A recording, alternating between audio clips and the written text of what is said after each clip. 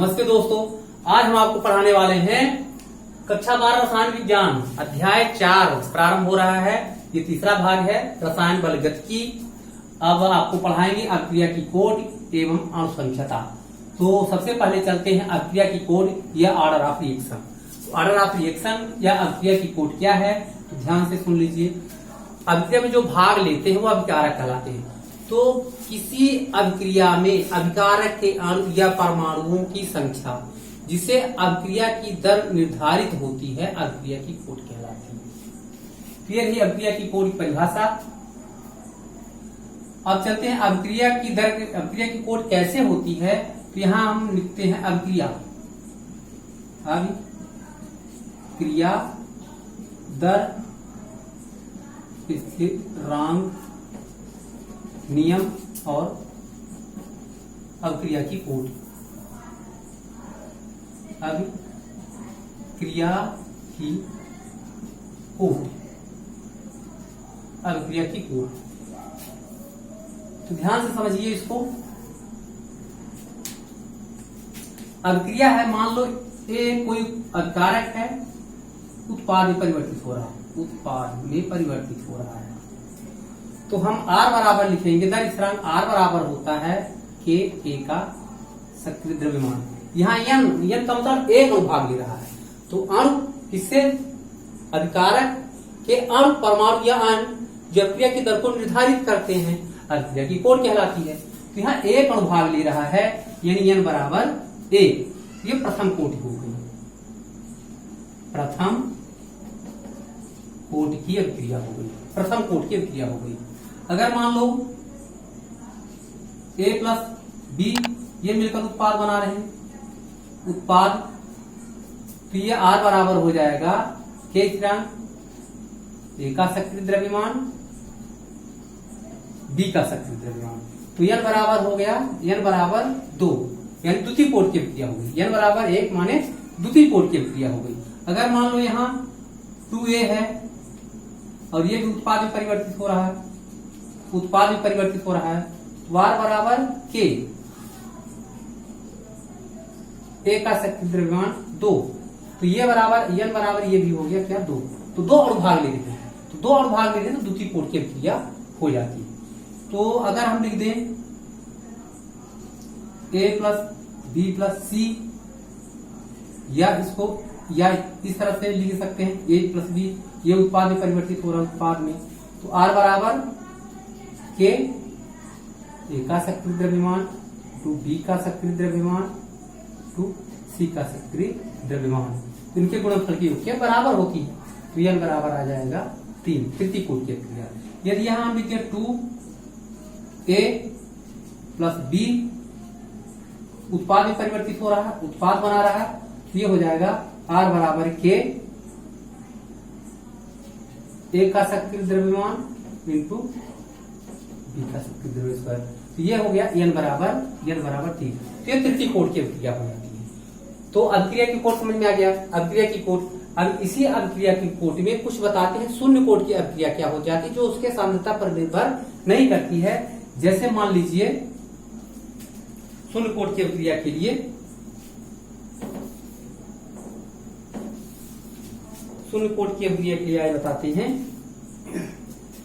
मान लो यहाँ H2 gas है प्लस Cl2 गैस है, दोनों गैस अवस्था में, और निर्माण होने वाला भी H2HCl बन रहा है, 2HCl बन रहा है, 2HCl बन रहा है, ये भी क्या है, गैस है। तो अभिक्रिया क्या हो गई, शून्य कोटि की अभिक्रिया हो जाती है। अमोनिया का निर्माण, अमोनिया का निर्माण जैसे लिख दें N2 प्लस H2, ये दोनों क्या है, गैस है, ये भी गैस है, और यहाँ NH3 बन रहा है, 2m है, तो 2m से गुणा करने हाइड्रोजन 3 होगा तो संतुलित हुआ।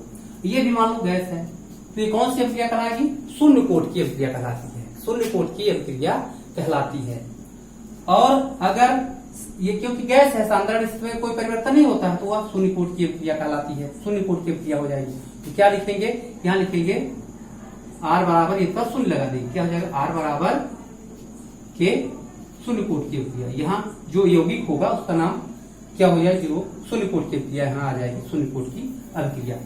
तो प्रथम कोटि की अभिक्रिया में एक अनुभाग लेता है, तो यहाँ लिख देंगे H2O2, जैसे ये है H2O2, ये विकसित हो गया H2O प्लस O, तो ये क्या हो गई, एक अणु की अभिक्रिया हो जाती है। उत्पाद बना रहा है, एक अणु भाग ले रहा है, तो एक अणु यानी प्रथम कोट की अभिक्रिया हो जाती है। तो ऐसा है कि आप समझ गए होंगे अभिक्रिया की कोट क्या है।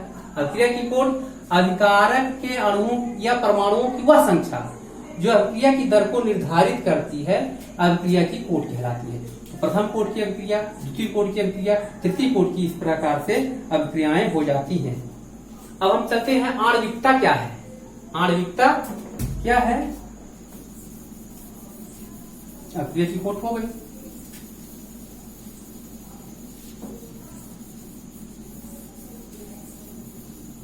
अब यहां पर बता दें आणविकता। तो अभिक्रिया में भाग लेने वाले कुल अभिकारक के अणुओं की संख्या को आणविकता कहते हैं। यानी अभिक्रिया जो होती है, अभिकारक अभिक्रिया में भाग लेने वाले कुल अभिकारकों की संख्या संपन्न होने में जो भी अणु होते हैं वह क्या कहलाती है, अणु संख्यता कहलाती है। अणु संख्यता ध्यान से देख लीजिए, अभिक्रिया में भाग लेने वाले अणुओं की संख्या को हम आणविकता कहते हैं। तो ये जो होती है प्रथम अणु संख्या, एक अणु का अभिक्रिया, द्वि अणु का अभिक्रिया और त्रि अणु का अभिक्रियाएं होती हैं। तो हम बता रहे अणु संख्यता, अणु संख्यता, अणु संख्यता। तो अणु संख्यता क्या है, किसी अभिक्रिया में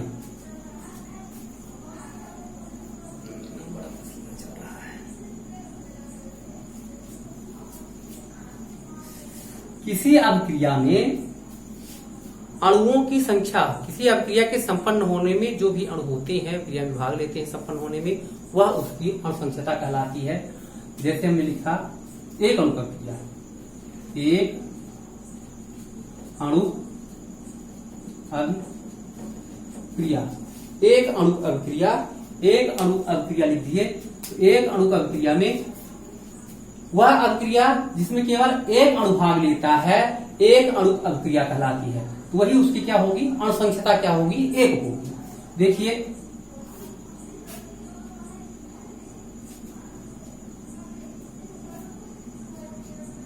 H2O2 है, हाइड्रोजन परऑक्साइड है, ये क्या बन रहा है H2O प्लस O। ये क्या हुआ, एक अणु का अभिक्रिया हो गई। क्या हो गई, एक अणु का अभिक्रिया का उदाहरण हो गया।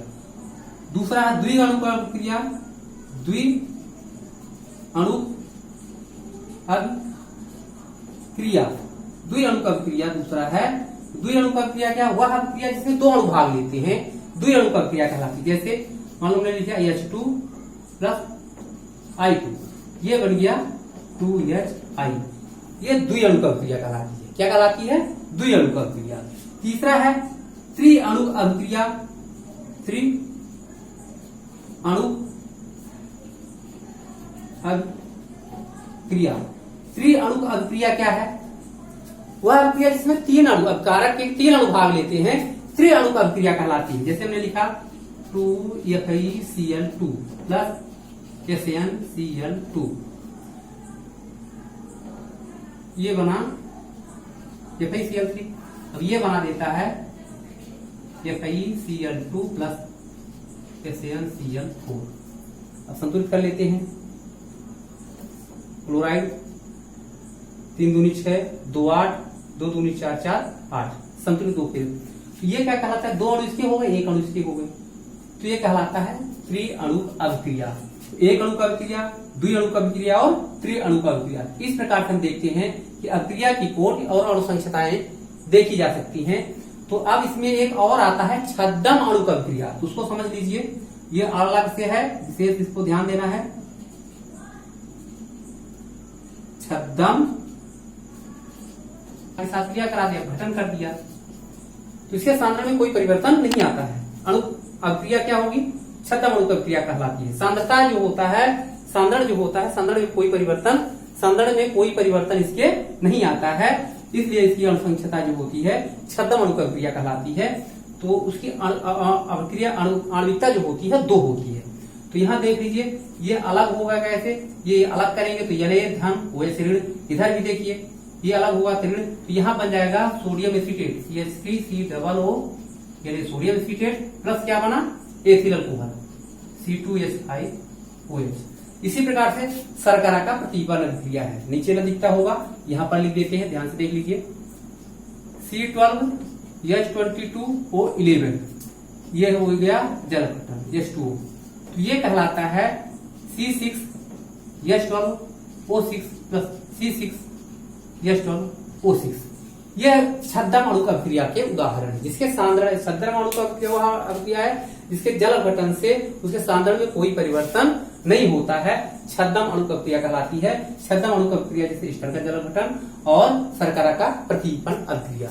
तो आशा है कि आपके समझ में आ गया होगा अभिक्रिया की कोट क्या है और संक्षिप्तता क्या है, इसमें अंतर भी पूछे जाते हैं। तो अगले पार्ट में हम कहिए तो अंतर लिख के बता देंगे, लेकिन अभिक्रिया की कोटि और अनुसंक्षता में दोनों में अंतर है, तो ये अंतर आपको मोस्ट है और पढ़ना है। तो पहले आपको समझना है कि अभिक्रिया की कोटि और अनुसंक्षता से आप क्या समझते हैं, उदाहरण सहित समझाइए। तो आशा है कि आपके समझ में आ गया होगा। तो लाइक करें, कमेंट करें, धन्यवाद।